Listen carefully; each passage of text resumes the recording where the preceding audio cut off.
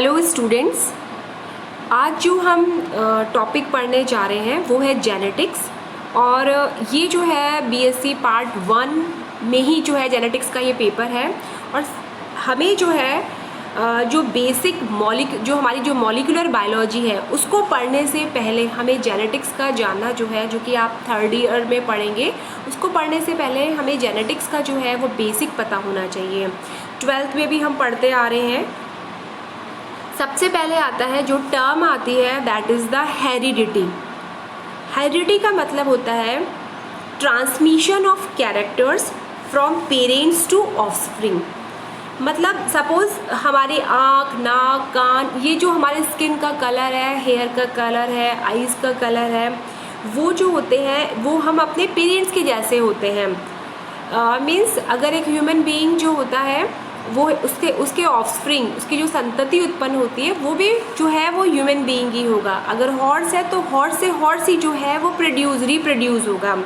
So this ये जो phenomenon है वो कहलाती है आपकी हेरिडिटी। सेकंड है हमारी वेरिएशन। जैसा कि मैंने आपको बताया कि अगर हॉर्स है तो उससे हॉर्स ही रिप्रोड्यूस होगा, ह्यूमन बीइंग है तो उससे ह्यूमन बीइंग ही जो होंगे वो प्रोड्यूस होंगे। ऐसे ही लेकिन हम अपने पेरेंट्स की एज सच कॉपी नहीं होते। We are not the clones कि जैसे हमारी मदर है हम बिल्कुल एज इट इज़ कॉपी हो जाएं, या फादर है उसकी एज इट इज़ कॉपी हो जाएं।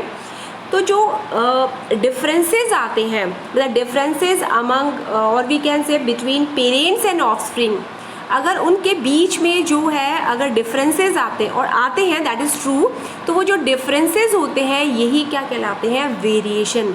और इसीलिए जो है ये वेरिएशन ही बेस होता है किसी भी इवोल्यूशन का, उद्विकास का। जेनेटिक्स एक्चुअली क्या है? जेनेटिक्स जो है इन दोनों को, अगर हम हेरिडिटी को और अगर हम वेरिएशन, इन दोनों को जो है अगर हम दोनों को मिक्स कर दें तो हमें क्या कहलाती है, वो जेनेटिक्स कहलाती है। Means genetics means the branch of biology dealing with the study of heredity and variations. जो बायोलॉजी की वो ब्रांच जिसके अंदर की हेरिडिटी एंड वेरिएशन हम दोनों की स्टडी करते हैं, that is known as genetics. और ये जो टर्म जेनेटिक्स है वो दी थी बैटसन ने। You can see the name of Bateson. The term genetics was coined bye Bateson. अगर हम जब जेनेटिक्स की बात करते हैं इन जनरल तो हमारे दिमाग में जो है ग्रेगर जोहन मेंडल, उन्हीं का नाम आता है। लेकिन मेंडल से पहले भी कुछ जो है कुछ व्यूज़ थे, कुछ काम किए गए। तो सबसे पहले हम उनके बारे में पढ़ेंगे, सम प्री मेंडेलियन व्यूज़ के बारे में। प्री मेंडेलियन व्यूज़ या एक्सपेरिमेंट्स में मेंडल के पहले भी अनेक साइंटिस्ट, जैसे कि नाइट, इसकी स्पेलिंग जो है वो KNIGST है, जिन्होंने 1799 में, गॉस है, उन्होंने मटर के पौधों पर अनेक एक्सपेरिमेंट किए। और जो कॉल र्यूटर थे, दैट इज़ J. कॉल र्यूटर, उनका जो है वो प्री मेंडेलियन जो एक्सपेरिमेंट है, आपको याद होना चाहिए कि मेंडल से पहले कोई काम है, वो जो सबसे इम्पॉर्टेंट काम किया गया है वो कॉल र्यूटर ने किया है। और उसने टोबैको के प्लांट्स के ऊपर हाइब्रिडाइजेशन के एक्सपेरिमेंट्स किए थे। तो ये जो है वो एग्ज़ाम में आता है, आप इसको ध्यान रखिएगा। इसके अलावा हाइपोथेसिस ऑफ पैनजेनेसिस, जैसे कि आप 12th में पढ़कर आए हैं, ये जो है चार्ल्स डार्विन ने बताया था कि जो बॉडी पार्ट है और वी कैन से टिश्यू और सेल्स, उसको उन्होंने कहा कि माइक्रो कॉपीज़ हैं, ये हमारे पैन जीन्स जो है उनकी माइक्रो कॉपीज़ हैं, और थ्रू ब्लड और गोनेट्स के थ्रू ये जो है वो नेक्स्ट जनरेशन के अंदर ट्रांसफ़र होती है। एक थ्योरी दी गई थी which is known as a germ plasm theory. और ये जो जर्म प्लाज्म थ्योरी थी, इस थ्योरी के अंदर जो कि ऑगस्टस विज़मैन ने दी थी, उनके अकॉर्डिंग जो हमारी बॉडी होती है, किसी ऑर्गेनिज्म की जो बॉडी होती है वो 2 प्रकार की सेल्स, वी कैन से कि 2 प्रकार के उससे हिस्सों से बनी होती है। नंबर 1 है सोमेटोप्लाज्म, जो कि मॉर्टल होता है, जो कि ख़त्म हो जाता है, and second one is the germ plasm. और वो ये जो जर्म प्लाज्म होता है वो ही नेक्स्ट जनरेशन में ट्रांसफ़र होता है, ऑफस्प्रिंग में होता है, और इसीलिए ये इमोर्टल है। तो ये उनके अकॉर्डिंग एक थ्योरी दी गई थी, जर्म प्लाज्म थ्योरी।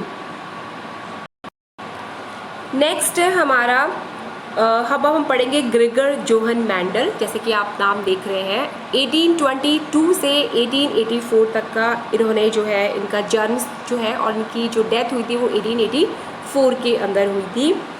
एंड इन्हें फादर ऑफ जेनेटिक्स कहा जाता। तो father of genetics Gregor Johann Mendel है। Was born in Heinzendorf which is situated in Austria के अंदर जो है वो है ये। And he studied natural sciences, उन्होंने की स्टडी की थी। And he became a priest in Brunn. Austria के अंदर ये बाद में जो है वो प्रीस्ट पादरी बन गए थे। And he started experimenting upon Pisum sativum. उन्होंने जो काम किया था वो गार्डन पी यानी पाइसम सटाइवम पे काम किया था। और जो अगर हम ये कहें कि उनके 1822 के अंदर जो है वो इनका जन्म हुआ था, और जो इनका एक्सपेरिमेंटल पीरियड जो था वो 1856 से 1865 के बीच का आप कह सकते हो। इन 1865 ही declared experimental results in meeting of Natural History Society Brunn. Results were published in 1866 in papers of NHS Brunn, जो हमारा नेचुरल हिस्ट्री सोसाइटी ब्रून है उनके पेपर में 1966 में पब्लिश हुआ था। पर उन्होंने अपने जो एक्सपेरिमेंट्स थे ये थोड़ा सा उनके लिए अनफॉर्चुनेट था कि उन्होंने पहले डिक्लेयर कर दिया था, पर पब्लिश जो है उनकी डेथ के बाद हुआ था ये सब। No other scientist took interest in Mendelian due to the following reasons. Actually जब जो मैंडल के बारे में बच्चों आपको पढ़ना बहुत ज़रूरी है कि उनका जो जब काम उन्होंने किया था, और उन्होंने 1856 में 65 में ये डिक्लेयर कर दिया था कि ये एक्सपेरिमेंट मैंने किए हैं, और ये इस तरह से अभी हम पढ़ेंगे मोनोहाइब्रिड और डाईहाइब्रिड। लेकिन वो जो है जो दूसरे साइंटिस्ट थे उन्होंने कभी भी उनके काम के अंदर इंटरेस्ट नहीं शो किया था। उसके रीजंस थे, number 1 circulation of natural history society papers was not so wide. मतलब जब इस समय तो क्या है कि बिकॉज ऑफ इंटरनेट जो है सारा अवेलेबल है, हम सर्च कर लेते हैं सर्च इंजन के थ्रू, पर उस समय जो है सब कुछ ऑफलाइन था। तो उनका जो उन्होंने पेपर पब्लिश उन्होंने करा था, जो हुआ था वो भी जो है वो वाइड नहीं था। और जो मैंडल थे उन्होंने ही use the mathematical approaches during declaration of experimental results. उन्होंने मैथमेटिकल अप्रोचेज यूज़ करी थी। Most of the scientist of the time were involve with Darwin's camp working on evolution. और उस समय जो है डार्विन भी अपने जो है पीक पे काम कर रहे थे, उन्होंने एवोल्यूशन की थ्योरी दी थी, तो लोग उनकी तरफ ज़्यादा जो थे वो अट्रैक्ट हुए थे। पर इन 1900 के अंदर मेंडेलियन के जो वर्क था उसको रीडिस्कवर किया गया। तो ये जो है उनकी डेथ के काफ़ी सालों बाद में हुआ, यानी वो 1900 के अंदर हुआ। और उसमें जो 3 नाम थे वो बहुत इम्पॉर्टेंट थे, और ये आपको नाम याद होने चाहिए। आप देख रहे हैं कॉरेंस थे जो कि जर्मन साइंटिस्ट थे, डी व्रिस जो हैं वो हॉलैंड के थे, और जो तीसरे नंबर के जो इम्पॉर्टेंट साइंटिस्ट थे वो थे शेमार्क जो कि ऑस्ट्रिया के थे। क्वेश्चन इज़ दैट कि why Mendel choose Pisum sativum. उन्होंने पाइसम सटाइवम को ही क्यों चूज़ किया, क्योंकि इस तरह के क्वेश्चंस जो हैं वो आपके एग्ज़ाम में आते हैं। आप देख रहे हैं कि ऐसे बहुत 5 कारण थे। एक तो पाइसम सटाइवम क्या है, बिल्कुल जो है आप हमारे जो मटर है उसको हम इजीली जो है ग्रो कर सकते हैं, तो इजी टू ग्रो था, और उसका वो अपना लाइफ साइकिल भी बहुत जल्दी कंप्लीट कर लेता है, तो शॉर्ट लाइफ स्पैन था। ह्यूज नंबर ऑफ ऑफस्प्रिंग्स पर जनरेशन। अगर हम बहुत सारी ऑफस्प्रिंग यानी संतति को प्राप्त कर सकते हैं, सपोज हमें बहुत सारे पौधे लगाने हो नेक्स्ट जनरेशन में तो हम बहुत सारे लगा सकते हैं।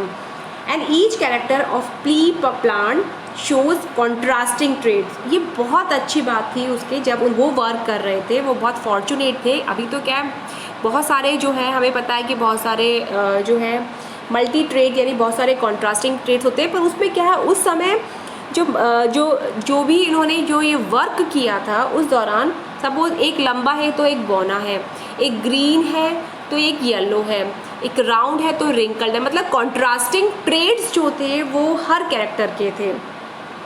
कॉन्ट्रास्टिंग कैरेक्टर्स जो होते हैं या ट्रेड्स का मतलब होता है alternative form of that character. सब कोई कैरेक्टर है लंबाई, तो वो लंबाई लेंथ इज ए कैरेक्टर, और जो लंबा है लॉन्ग है या ड्वार्फ है, that is known as a contrasting traits. और सब सेकंड जो उनका फिफ्थ इम्पॉर्टेंट कैरेक्टर था उनके सक्सेसफुल होने के, या उन्होंने जो पाइसम सटाइवम को जो लिया था, selfing as well as crossing जो है इज़ कंफर्टेबल। अगर उस पर सेल्फ पॉलिनेशन करवाया जाए, स्वनिषेचन, या जो है उसके अंदर पर जो है निषेचन करवाया जाए, तो दोनों ही मटर के पौधे में इजीली संभव है। So these were the reasons, क्योंकि मैंडल जो है उन्होंने इस पाइसम सटाइवम को चूज़ किया। वर्किंग मेथड ऑफ मैंडल ने सबसे पहले the selection of a parents, यानी वो प्योर लाइन कहलाती है, वो P1 और P2 हम कहलाते हैं। यानी P1 है मतलब वो पेरेंट्स हैं, अब इनके बीच जो क्रॉस होगा, हाइब्रिडाइजेशन होगा, वो F1 जनरेशन कहलाएगी। F1 जनरेशन क्या होगी? जब पेरेंट्स, यानी कि एक तो मेल होगा, डेफिनेटली एक फीमेल होगा, तो जब P1 P2 का मतलब है यहाँ पे पेरेंट, तो जब इनके बीच में क्रॉस होगा, हाइब्रिडाइजेशन होगा, तो जो पहली हमें जनरेशन मिलती है उसे हम F1 जनरेशन कहते हैं। और इस F1 जनरेशन के पौधों में जो है सेल्फिंग करवाई जाए, इन्हीं के बीच में जो है वो क्रॉस हो, तो वो जो जनरेशन हमें मिलती है वो F2 जनरेशन कहलाती है। टर्मिनोलॉजी है जो कि आपको पता होना चाहिए। नंबर 1 है जैसे कि हाइब्रिड। अभी मैंने बताया था हाइब्रिड का मतलब ये है कि सपोज़ आपने एक कैरेक्टर के लिए 2 कॉन्ट्रास्टिंग कैरेक्टर लिए। मैंने आपको बताया कॉन्ट्रास्टिंग ट्रेड्स या कैरेक्टर्स का मतलब है कोई एक कैरेक्टर, कोई लक्षण है लंबाई, या फिर जो है वो पुष्प का रंग, कलर ऑफ फ्लावर, तो ये जो है वो कैरेक्टर है। पर अगर वो येलो है, वो रेड है, वो उसके दो जो है 2 तरीके का हो सकता है, वो उसके कॉन्ट्रास्टिंग या विपर्यासी जो है वो लक्षण कहलाते हैं। और इन दोनों के अंदर अगर सपोज़ एक जो है वो रेड कलर का फ्लावर है, एक वाइट कलर का है, और इन दोनों कैरेक्टर्स में, कॉन्ट्रास्टिंग कैरेक्टर में क्रॉस करवाया जाएगा, तो ये जो इस तरह के क्रॉस होते हैं उन्हें हम इस प्रोसेस को हाइब्रिडाइजेशन कहा जाता है। और जो पौधे मिलते हैं हमें इन क्रॉस से, उन्हें हाइब्रिड कहा जाता है। फैक्टर्स जो है मैंडल ने कभी जीन शब्द का यूज़ नहीं किया था। उसने क्या किया था, जीन के बजाय फैक्टर, जीन तो बाद में दिया गया वर्ड नेम था, लेकिन जो पहले जो है उसे मैंडलियन फैक्टर्स मैंडल ने उसे फैक्टर वर्ड कहा। उन्होंने कहा something is transfer from one generation to next generation, यानी कोई ऐसी चीज़ है, कोई ऐसा कारक है जो कि एक पीढ़ी से दूसरी पीढ़ी के अंदर ट्रांसफ़र होता है। और उन्होंने उसे एक्चुअली वो फैक्टर उन्होंने टर्म यूज़ किया था जिसको कि हम आज जीन कहते हैं।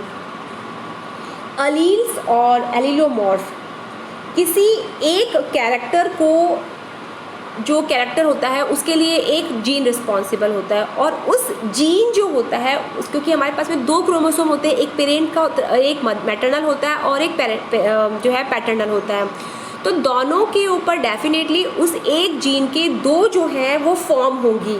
तो जो अलील होता है या अलीलोमॉर्फ है, इसका मतलब है ऑल्टरनेटिव फॉर्म ऑफ जीन, या तो वो लंबा वाला जीन होगा या फिर वो छोटा वाला जीन हो, जो छोटी यानी कि बोना ड्वार्फ है उसका जीन उसके अंदर प्रेजेंट होगा। सो दैट इज़ या तो ये या ये, पर वो है जीन एक ही, पर उसके 2 फॉर्म है, 2 रूप है। अब तो क्या है, हम उसके बाद में मैंडल वॉज वेरी फॉर्चुनेट कि उसको कभी जो है वो इस तरह की मल्टीपल अलील्स की स्टडी उसने नहीं की, लेकिन जो है वो 2 फॉर्म्स की उसने स्टडी की थी। आगे का जो है वो हम नेक्स्ट क्लास के अंदर पढ़ेंगे। Thank you.